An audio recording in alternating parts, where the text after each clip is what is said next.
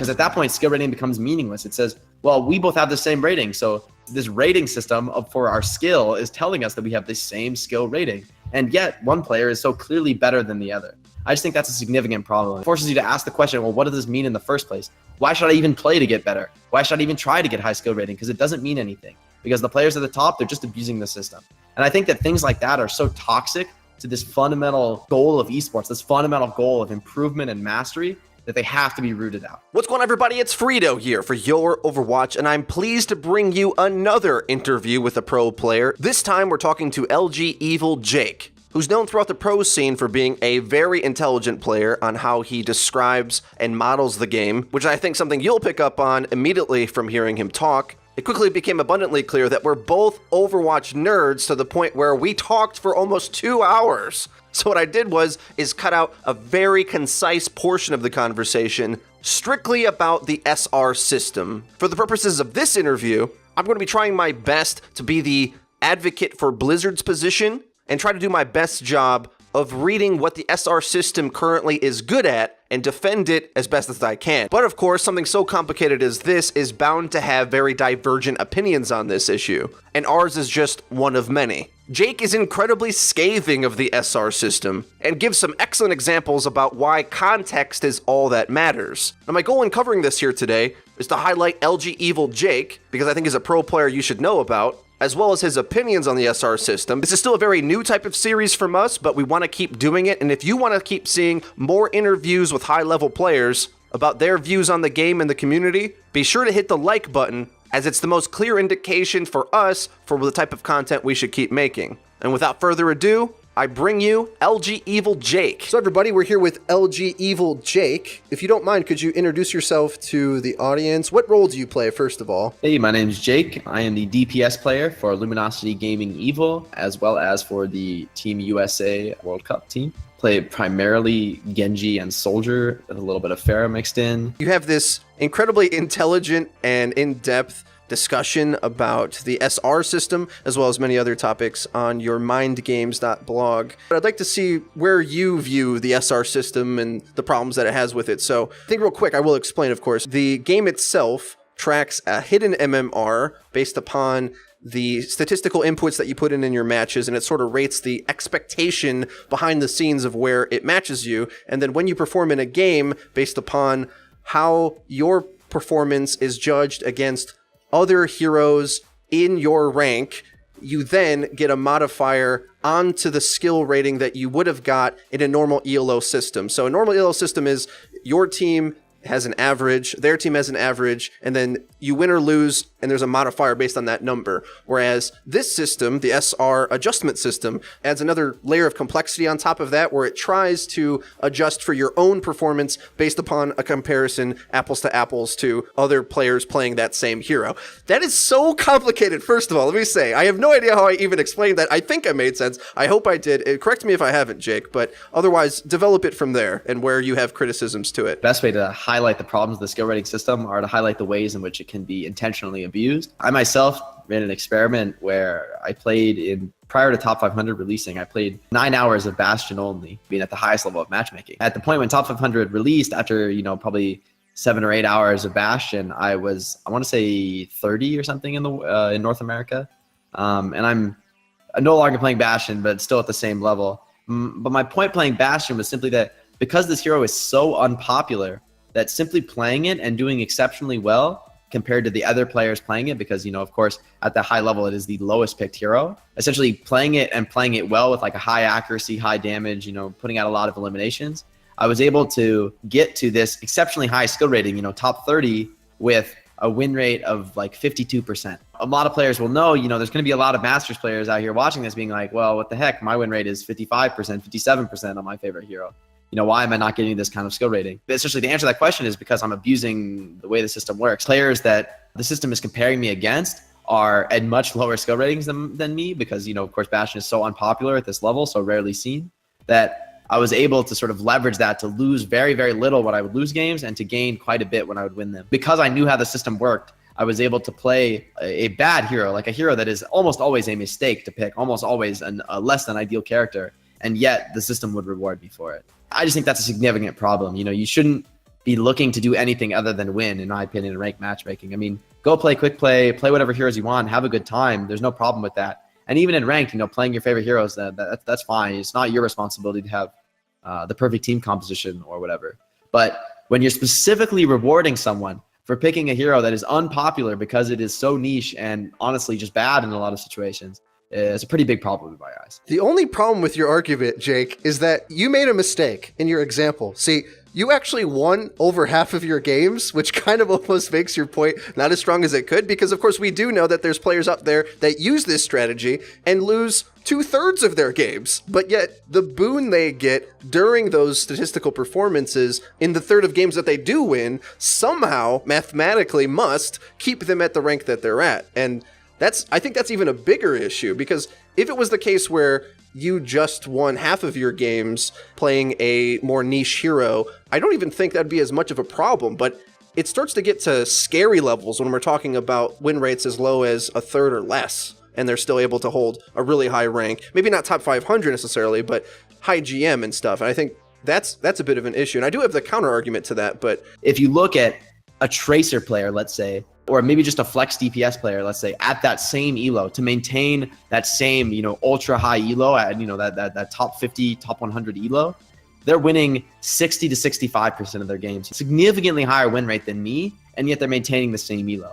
And that is, I think, the fundamental problem, right? The people abusing the system are less successful than the people who are at their same skill level, but who aren't abusing the system, who are, just playing the characters that fit the situation, or even just playing their favorite character at the moment, or experimenting, playing different characters.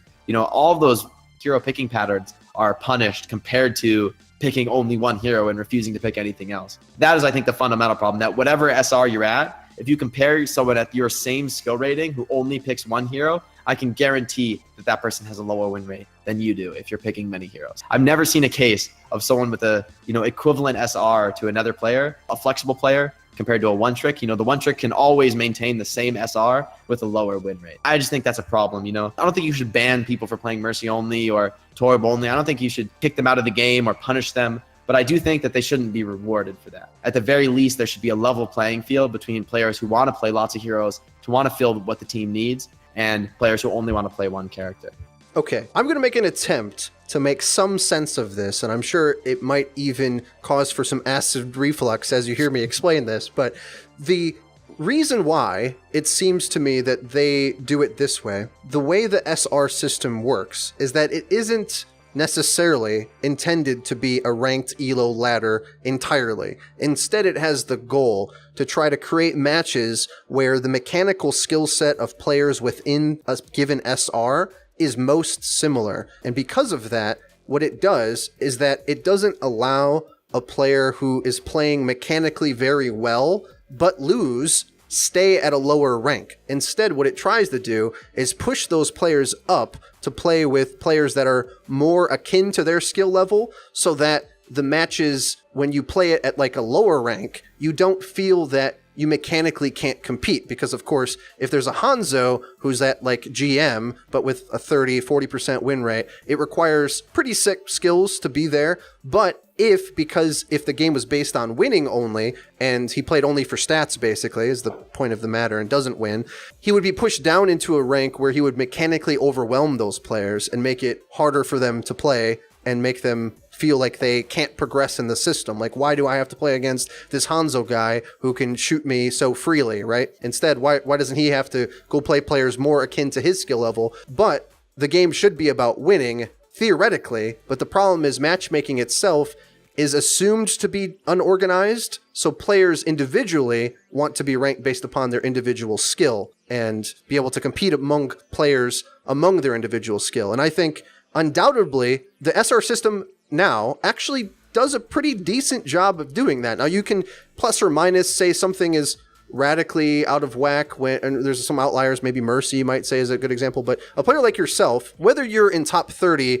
or a few hundred out of top 500, you're still among the best players in the world, right? You're kept away from playing against players like me who fear a player with mechanical skills like an LG Evil Jake, right? You're pushed over there no matter what you do, no matter what hero you play, because it's impossible for you unless you actively tried not to try or didn't play the way that you could play for you to drift down to a lower rank, even if you're losing games, right? You mechanically won't touch a player like me because you're just pushed over there regardless. The idea, I guess, of like trying to maybe protect players from, stronger mechanical players is that people play the game and win the game in radically different ways. You can be a Lucio player who has very bad aim. Maybe you've never played an FPS before, but maybe you're a great strategic thinker. I know exactly how to use my speed boost. I know I have great timing on the amp it up. I know when to amp heals and when to amp speed. I know when to right click to peel for an ally. Maybe your mechanics aren't great and maybe your ability to actually hit shots with Lucio's left click is pretty low, but you can still win games with those skills. You don't need to be a mechanical god. Like take a character like Diva. Tracking is really important on her. If you have great tracking, you do a lot more damage. But a great Diva player, at the top level, of course they have great tracking, but a great Diva player in ranked, I would much rather have a Diva player on my team who is very careful about always saving Matrix for the right moment and always protecting the right allies than a Diva player with insane tracking, if I had to choose. If that Hanzo player is losing games, it doesn't matter if his mechanics are great. If you're a lower tier player or maybe a mechanically less skilled or less experienced player, you can beat that Hanzo even though he's better than you, even though he can hit more shots than you. If you can pick, if you're smart, you pick Winston, you outplay him, right? Like you're ready to abuse the mechanics. You don't have to be a god tier Winston to make the right decisions about how to defeat a Hanzo.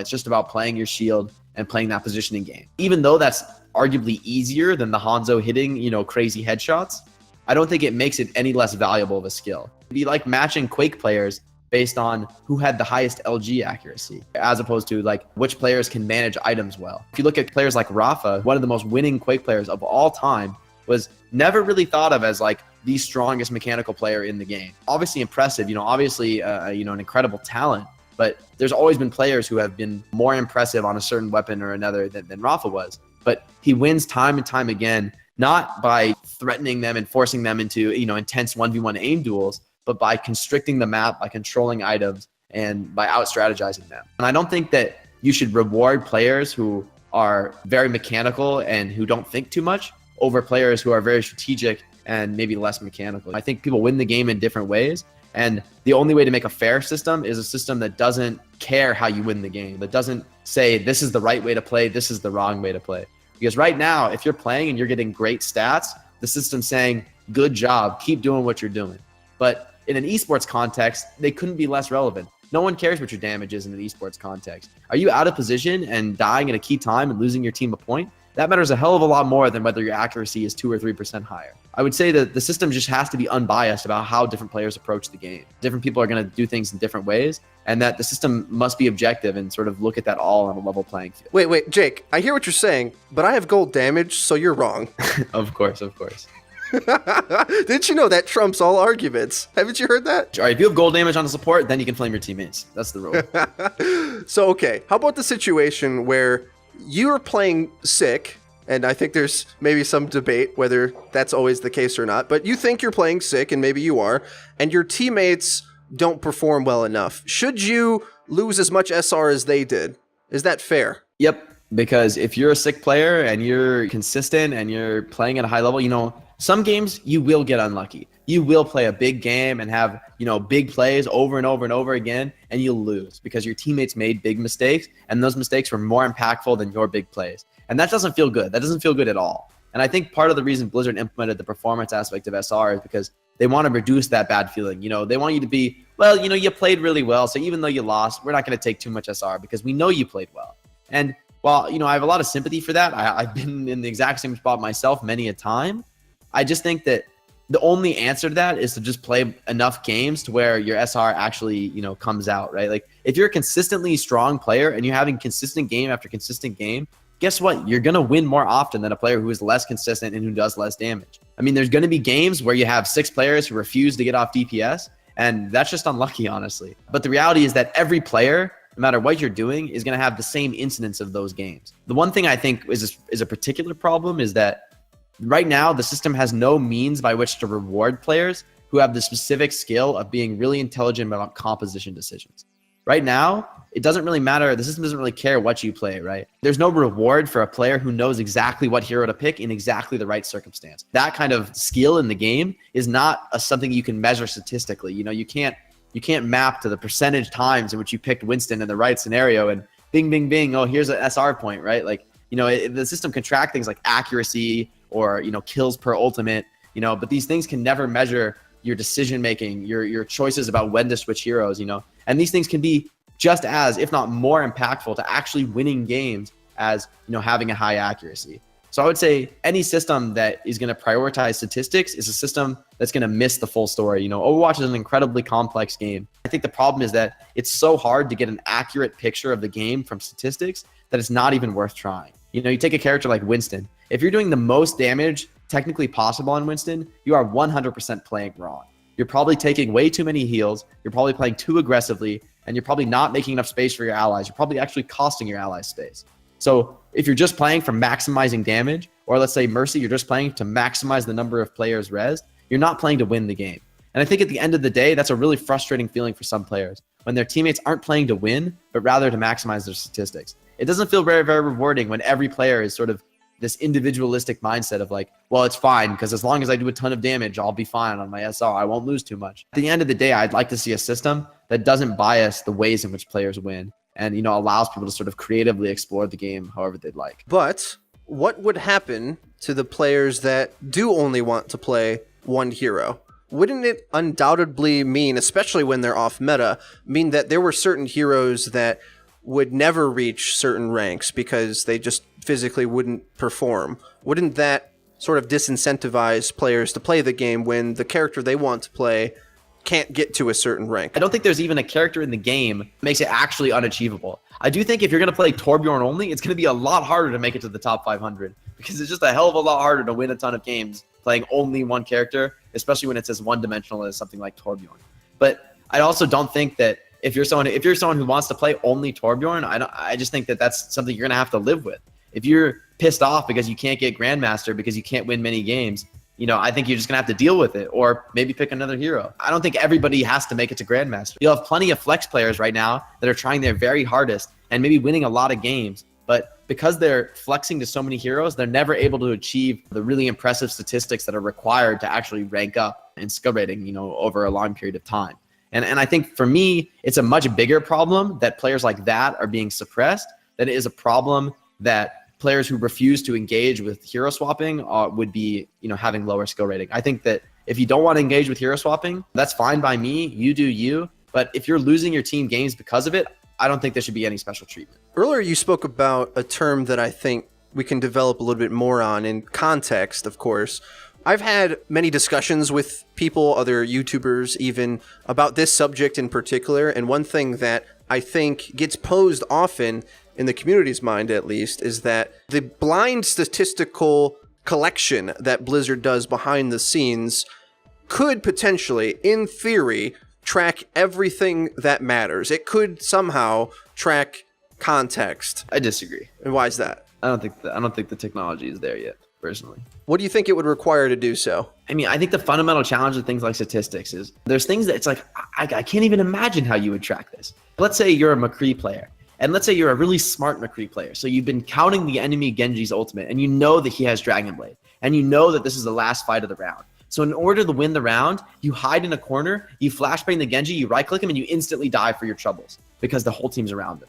But because you killed that Genji, and because he had ultimate, the enemy team can't successfully push. They're unable to retake the point. You win the round. In my mind, wow, big play. That's an impressive play. That's a smart play. You had to understand the game well enough to know when the enemy Genji had ultimate. You had to know what your win conditions were for the round, which is that you had to stop the enemy Genji from getting a blade off, and you positioned yourself properly to take advantage of that. What the statistics show is that you flashbang one character, you killed him, and you died. Wow, that's a 1-for-1 kill death ratio. Nothing impressive, honestly. Statistical measurement, how do you track that? how many kills on a Genji with ultimate did you get while your charge percentage on the cap point was above 85%? You know, I don't think Blizzard is tracking things like that. I don't think they're getting to that point. And I think that there's no consistent way to do that, because sometimes that's wrong. You know, sometimes the enemy Genji has ultimate, but it's fine because you have double support ultimate, so you can counterplay. There's no need to hide and try to trade one for one. I don't think it's genuinely possible. The game is too complicated to have a statistical measurement that tracks things as precise as that. If you just look at which McCree does more damage, the McCree that shoots the Roadhog only is going to do a lot more damage than the McCree that like positions carefully and tries to find backline support picks. But those backline support picks are inevitably more valuable than anything else he could be doing, even if he's trading one for them. To statistically separate two players, you're never going to successfully pick the better player a reliable percentage at the time. Even if you might say, okay, across 1 million games, the McCree player that does more damage is probably better than the McCree player that does less damage. I just don't think that's the case. I think if you're a really smart tactical DPS player, things like accuracy are actually going to be a lot lower than they could be. You know, if you're playing Genji, if your accuracy is above 50%, I'd say you're probably making a lot of mistakes. Because if you're not constantly spamming sightlines and missing a ton of shots, because that's what happens when you spam sightlines, if you do spam, your accuracy is going to be much lower than if you don't spam.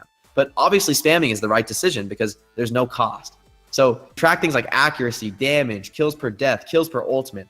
All of these things could be good or bad in different contexts. And I just think that there's no reliable way to sort of mathematically separate the times in which it was good to make those decisions and the times in which it was bad to make those decisions. I think the only way to separate good decision-making from bad decision-making is winning games and losing games. And although some games will be lost despite the fact that you made the right decision and that you played perfectly, if you play enough games, your SR will actually work out to the right skill level. You know, you look at a game like Dota where everyone on the team wins or loses the same amount every game. The losing team all loses 25 roughly, and the winning team always wins 25 for everyone roughly. But in that game, you see a situation where almost every pro player is at the very top of the ladder. People of the highest skill reliably have the highest skill rating.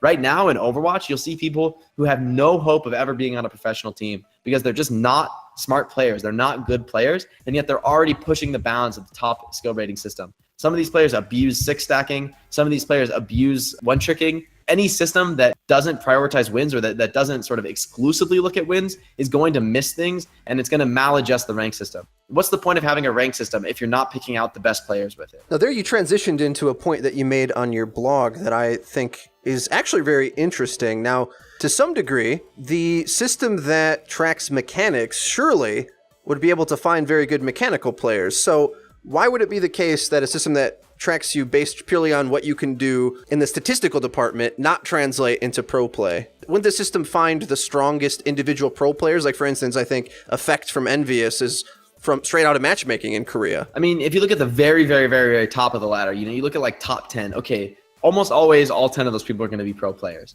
But that's because it's like the very end of the bell curve. So the people that are playing at mechanically that level often play the game so much, they get game knowledge. It's very, very hard to be that good mechanically and not understand the game. But the real problem, I would say, comes just a little bit away from that extreme when players who want to break into that pro scene and want to be known as like intelligent and strong players who could fit well on a professional team, those players, in my mind, being denied their position in the top 500, denied their position in getting those Overwatch League emails because a player who plays Mercy only is abusing the system and to get higher SR. I mean, it doesn't matter how good you are at Mercy. If you only play Mercy, you will never be on a professional team because that character cannot be run full-time in a professional setting. I just think that what's the point of having a skill rating system that actually is gating tournaments? You know, you literally cannot join certain tournaments unless your skill rating is at a certain level. So in my mind, you have players who one trick a hero to a certain rank, and that hero is not viable in real competitive play. And you are using the skill rating system to judge and adjudicate who can actually compete in this real competitive play. Blizzard is explicitly linking skill rating and real competitive play by using it to gate tournaments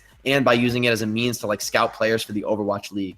As soon as they're making that connection so explicit, they have to give up any pretense that skill rating measures anything else than esports viability. The real problems come when you have players who are honestly winning some tiny fraction of their games and yet are being ranked and said to be, I guess, by the skill rating system, just as good as their peers who are, in any objective person's eyes, much better players. I just think that's a big problem when you have players who are much better than players who are rated the same as them. Because at that point, skill rating becomes meaningless. It says, well, we both have the same rating, so This rating system for our skill is telling us that we have the same skill rating. And yet one player is so clearly better than the other. I just think that's a significant problem. It forces you to ask the question, well, what does this mean in the first place? Why should I even play to get better? Why should I even try to get high skill rating? Because it doesn't mean anything. Because the players at the top, they're just abusing the system.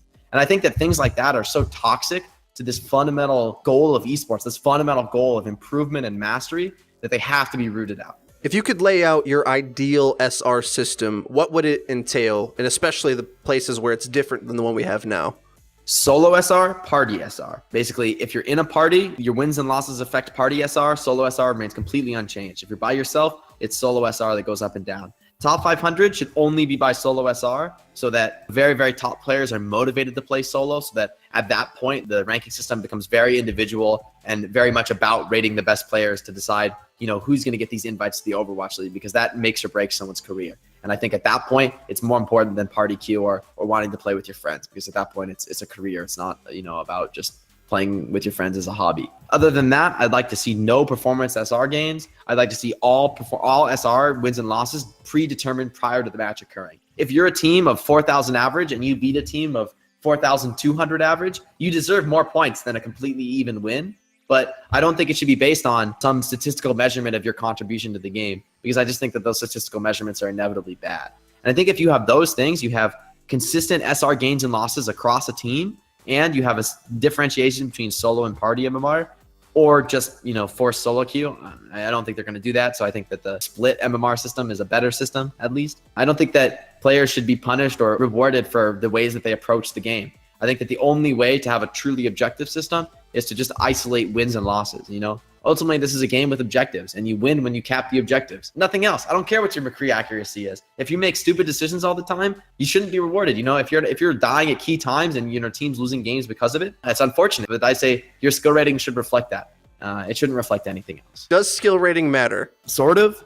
So I do think skill rating does matter in the sense that it's sort of an okay predictor of skill. Like, it's not terrible, but at the same time, there's so many exceptions to that prediction that it becomes meaningless as an actual career builder. And I think that's what's so important about skill rating, is more so than just individuals feeling like they're accurately rated for how good they are and what their contribution to the team is. This is people's lives, this is people's careers, their dreams on the line.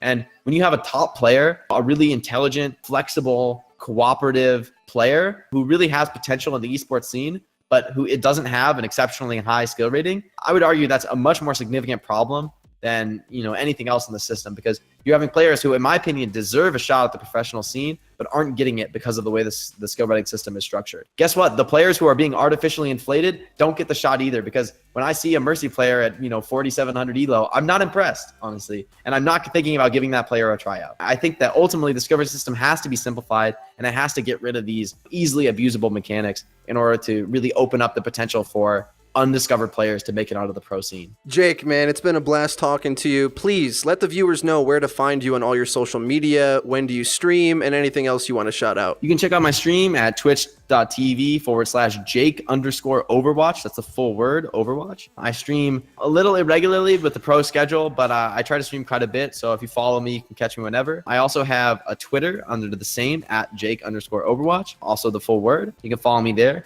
You can also check out my blog, on which I post semi-regularly about Overwatch balance issues, design structure, basically whatever I want. Always about Overwatch, though. That's mindgames.blog, spelled just how you would think, no spaces, no punctuation. So other than that, just find me on the ranked ladder, man.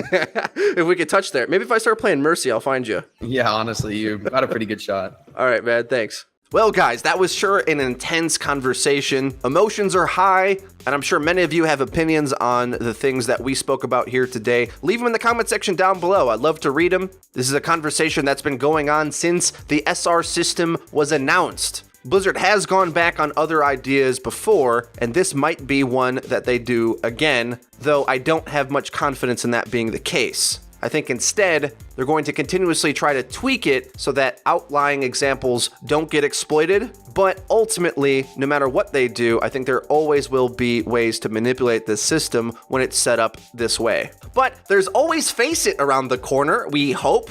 That's exactly where I want to be playing. And third-party matchmaking cannot come soon enough, because the way matchmaking works right now has its benefits, is probably very good for players that don't take ranked very seriously but want to see what they can do on a certain set of heroes they like. But that's not what competitive Overwatch is about, at least in the pro scene. There's a lot more higher level strategies and win conditions at play that aren't surrounding mechanical skill. And it might be okay that matchmaking is what it is, and another type of matchmaker is built to satisfy the other needs that are respective to winning, as the only indication of who's better in the game. If you enjoyed the video, please leave a like. It really does help us out, and especially with series like these, lets us know to keep making these. If you haven't already, please hit subscribe, because we upload each and every day, so you're gonna wanna hit the bell icon so that you get notified when our videos go live. Linked in the description, you can check out all of LGE Jake's social media links, and our links as well. That's been it for me. It's been Frito for your Overwatch. I'll see you guys next time.